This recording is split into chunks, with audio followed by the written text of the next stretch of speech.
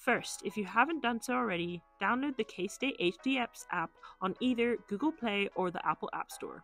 The app is the easiest way to submit a work order and do so much more. Once you're in the app, choose the Student Work Order button. You'll be directed to a page that asks you for your EID and password.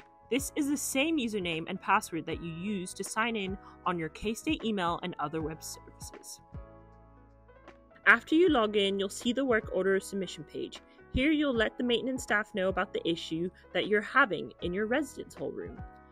Some examples for issues you may want to report, like broken light bulbs, HVAC units, not heating or cooling properly, leaky faucets or toilets, and other issues regarding equipment, furniture, or plumbing in your room.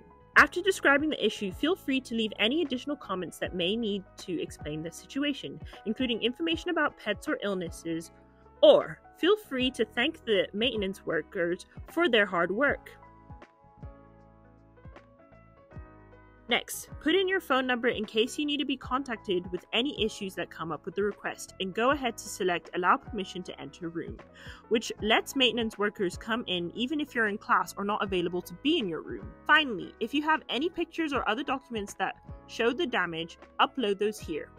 After you submit your work order, you should receive confirmation both in the browser and receive an email about the work order that has been placed for your room. Work orders can also be placed from the Housing and Dining website.